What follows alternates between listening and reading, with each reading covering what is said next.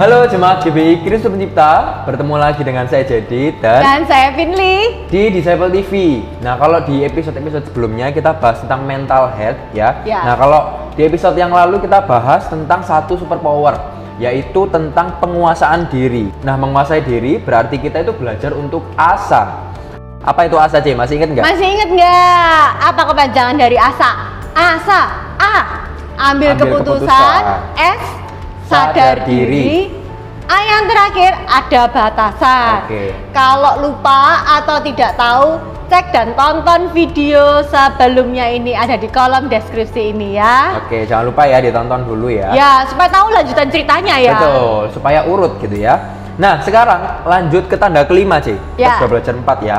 Tanda kelima, sehat mental menurut Rasul Petrus. Ini nggak kalah pentingnya ya dengan si kekuatan super penguasaan diri tadi. Yang dulu ya. Ya. Nah, apakah itu, C? Yaitu tentang ketekunan. Untuk memahaminya dengan lebih menyeluruh dan mendalam, kita melihat dari bahasa asli ketekunan, yaitu hupomone. Hupomone singkatnya berarti tidak dibelokkan dari tujuan yang telah direncanakan dan dari kesetiaan terhadap iman, termasuk oleh ujian atau penderitaan terbesar sekalipun.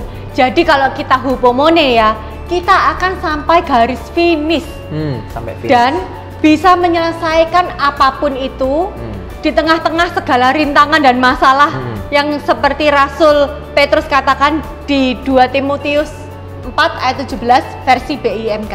Ya, saya sudah mengikuti perlombaan dengan sebaik-baiknya dan sudah mencapai garis akhir. Saya tetap setia kepada Kristus sampai akhir. Nah, tapi ternyata, C, hupomone atau ketekunan ini itu sulit banget terwujud di era-era kita sekarang. Hupomone atau ketekunan itu sulit ya? Sulit ya, karena dikit-dikit ada teknologi, dikit-dikit ada medsos gitu ya, yang pada akhirnya menumbuhkan kebiasaan mudah dibelokkan. Mudah berbelok, nggak tekun sampai garis finish ya. Leong-leong ya. Jadi mudah ke kanan dan mudah ke kiri. Mudah ke kiri, mudah ke atas, mudah ke bawah. Pokoknya apa wujudnya ya? Apa ya? Wujud nyatanya. Kalau tadi kita ngomong kok gampang berbelok, itu wujud nyatanya mudah berbelok. Mungkin kita bisa bahas ya kali ini ya. Yang pertama nih, kita itu coba kita cek ini ya. Apakah kita itu sekarang sudah beralih dari mementingkan nilai-nilai penting dalam kehidupan seperti kasih, kesetiaan, kebersamaan, kerja keras, kemurahan hati, kerendahan hati, itu lebih kita alihkan, berubah menjadi mementingkan pembenaran diri sendiri. Wah, nggak ngoros, yang penting dirinya benar sendiri daripada kebersamaan atau kasih tadi. Mementingkan nafsunya. Apa saja nafsu-nafsu yang ada di dunia ini yang kita sedang pergumulkan atau yang kita sedang alami. Kemudian pencapaian finansial, gaya hidup mewah, berbagai bentuk kekerasan dan lain-lain yang sering kita lihat di media sosial. Bahkan itu sama media sosial malah sering dibuat viral gitu ya. Hal-hal yang tadi kita lihat ini tadi, pembenaran diri sendiri, gaya hidup mewah itu malah dinormalisasikan. Betul, itu dibuat viral. Itu adalah hal yang wajar. Kita beralih dari nilai-nilai hidup yang luhur tadi itu ya. Nah, apalagi contoh yang kedua yaitu fokus kita itu mudah teralih saat melakukan sesuatu atau bahkan terbiasa melakukan sesuatu di waktu yang bersamaan atau multitasking. Nah, bahasa kerennya kayak gitu dan mungkin dianggap keren multitasking gitu ya. Bisa ini, bisa itu, bisa ini. Tangannya ada 5 gitu ya. Tangannya ada 5, mulutnya ada 10, telinganya juga ada 5, padahal dia cuma dikasih telinga 2. Benar. Contohnya gimana? Contohnya, misalkan waktu kita makan malam sama keluarga, tapi kita sambil HP-an gitu ya. Iya, sering ya. Sambil nge-game, atau mungkin scrolling TikTok, scrolling IG, foto makanannya langsung bikin caption, jadi heboh sendiri dengan HP-nya. Heboh bikin kontennya daripada bersama-sama kita ngobrolnya, makannya, bicara sama-sama di acara makan itu ya. Jadi kita kehilangan momen itu gitu. Iya. Nah, contohnya lagi, misalkan kita menanggapi permintaan anak sambil menelepon urusan pekerjaan atau pelayanan. Jadi tidak fokus untuk melayani anaknya dulu nih, malah sibuk dengan yang lain. Telepon. Nah, telepon. Sambil telepon, anaknya ngomong ya. Wah. Yang penting iya gitu. Ya, yang penting iya gitu ya. Padahal anaknya ada di sebelahnya, perlu didengarkan, perlu diperhatikan, perlu ditatap, dilihat, dipeluk kali ya. Oke, lanjut. Kita telepon. Nah, ini nih yang sering terjadi gitu ya. Iya. Apa, Dit? Ibadah sambil chatting. Oh, no. Nah, buat teman-teman yang masih kayak gini silakan komen gitu ya. Nanti kita bertobat bersama-sama. Oke, komen ya. Siapa yang seperti itu? Aku. Ternyata banyak ya. Terus yang multitasking. Ya. Telinganya mendengarkan, matanya melihat, sampai chattingan. Tiga-tiganya main semua ya. Oke. Terus bisa juga bekerja sambil belanja online. Waduh, gawat ini ya. Rasanya belanjanya 2 jam, kerjanya cuma 5 menit ya. Teralihkan. Salah. Bener-bener teralihkan. Submit pekerjaannya salah ya. Bener. Terus yang mungkin yang umum yaitu menyetir sambil telepon atau chat. Betul. Nah, kita tuh rasanya hidup itu terburu-buru gitu ya. Iya. Sangat-sangat busy, sangat-sangat sibuk gitu ya. Sehingga kita kurang untuk live the moment. Live the moment itu maksudnya kita hidup di saat ini dan di sini. Iya, di sini. Saat kita ini lagi ngapain ya? Iya, betul. Saya saat ini lagi ngobrol sama Jedit ya. Sudah, kepala saya, telinga saya. Kepala saya, pikiran saya, mata saya, semuanya oke. Saya lagi ngobrol ini, menikmati, enjoy this moment ya. Nggak kemana-mana pemikiran dan tangannya itu. Betul, jadi fokus dengan apa yang ada di depan kita, apa yang sedang kita alami. Kemudian yang ketiga, cara-cara yang sederhana tapi konkret dan menjawab kebutuhan manusia akan kasih. Seperti menghabiskan waktu bersama tanpa menghabiskan banyak uang, memberikan sentuhan fisik kepada anaknya, saudaranya, teman komsalnya yang sesama jenis.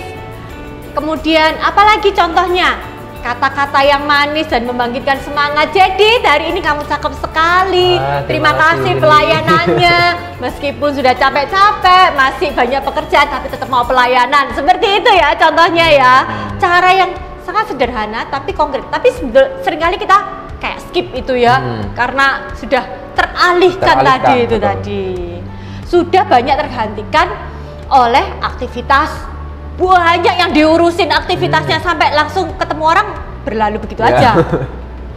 Hadiah-hadiah yang wow, yang harus mewah, yang harganya mahal, itu jauh seperti seakan-akan jauh lebih bernilai daripada kasih yang diberikan tadi. Kasih yang diberikan. Fasilitas yang tampaknya mahal dan canggih, tetapi kehilangan sentuhan pribadi. Seperti liburan beranggaran besar, pendidikan akademis dan non-akademis yang mahal, gadget yang canggih. Kalau sekarang ini mungkin ada VR ya, jadi bisa mainan di dunia maya. Sampai rasanya mainan di dunia nyata sama temen-temennya itu udah males, sudah males lah, lebih baik sama yang nggak nyata aja gitu ya, main sama yang VR seperti itu tadi, seperti itu. Oke, lanjut. Nah, berarti kalau dilihat-lihat itu berpengaruh banget ya teknologi atau media sosial buat kehidupan kita saat ini. Sebetulnya teknologinya nggak salah ya. Kalau kita bijak harusnya, dan kalau kita sadar akan hal ini harusnya ya nggak salah amat. Pintar-pintarnya kita harus bijak membatasi mengatur.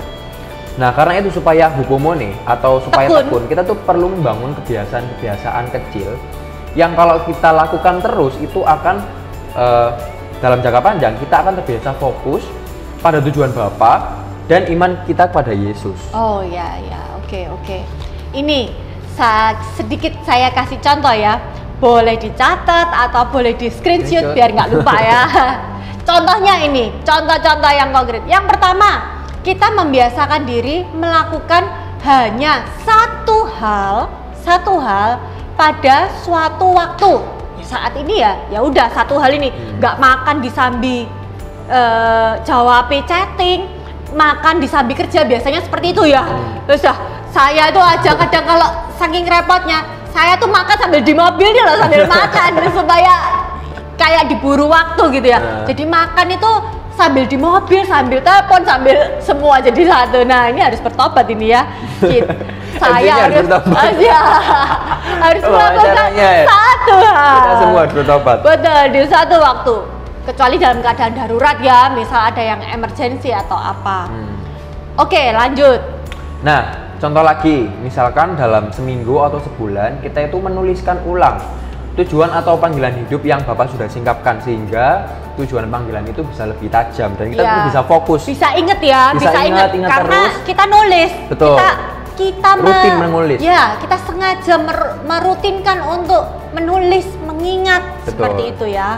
Nah, terus juga bisa kita membiasakan diri sama sekali tidak megang HP atau gadget selama beberapa jam. Jadi kayak gadget detox gitu ya. Ya, betul. Gitu ya. Jadi setiap harinya atau selama sehari, setiap minggu atau bulan kita bisa belajar untuk fokus pada kehidupan nyata gitu yang ada di depan kita. Betul. Bukan dunia maya yang kita bawa kemana-mana itu tadi ya. Oke. Ya, betul. Apalagi kalau kita lihat tidak salah dengan adanya TikTok atau adanya Instagram, nggak ada salah dengan mereka. Tetapi karena kita tuh seakan-akan harus pakai terus, jadi kalau nggak lihat itu kayak gimana? Ada yang kurang gitu ya. Malah kita seperti kecanduan gitu ya. Terikatan ya. Jadi kita harus ada detox gadget. Betul, tadi ya. Oke. Yang keempat, kita belajar menikmati waktu menunggu dengan tidak melakukan apa-apa. Jika menunggunya memang hanya beberapa menit, supaya kita tuh punya kesempatan untuk rehat sejenak. Otaknya tuh disuruh istirahat. Istirahat di tempat ya. Oke, supaya pikiran kita tuh tenang. Aduh, buru-buru mikir ini, mikir itu. Ini aja belum selesai masih mikir yang lain gitu. Dan yang kelima, waktu mengalami kesulitan, kita membiasakan diri. Waktu ada hal yang sulit, kita membiasakan diri mengingat bahwa semua hal kesulitan atau yang nggak enak yang terjadi itu pasti kita bisa hadapi dengan kekuatan dari Roh Kudus, dari Yesus, supaya kita itu tidak mudah menyerah. Dan tidak lari dari panggilan Bapa.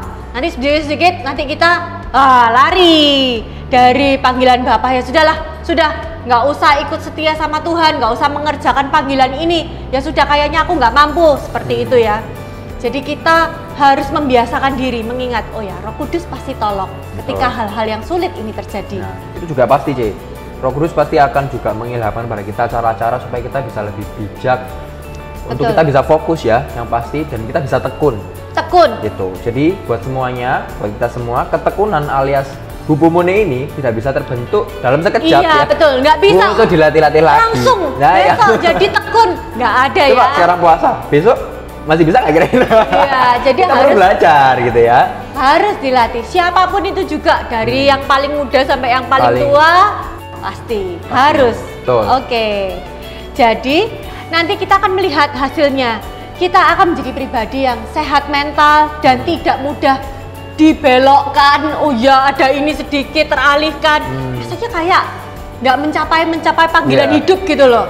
Karena susah sedikit kita menyerah, kita mutung, kita lupa bahwa ada Roh Kudus yang menolong. Kita dibelokkan oleh nonton itu tadi, hal-hal yang lebih menarik ya, seakan-akan ya.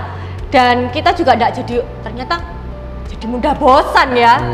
Nah, jadi kita kalau kita tuh tekun, kita juga tidak akan menjadi mudah bosan. Betul. Nah, sekarang mari kita semua berproses untuk hidup di saat ini dan di sini. Ya, kita fokus dan tekun terhadap apa yang sekarang kita alami. Jadi jangan lupa untuk live the moment.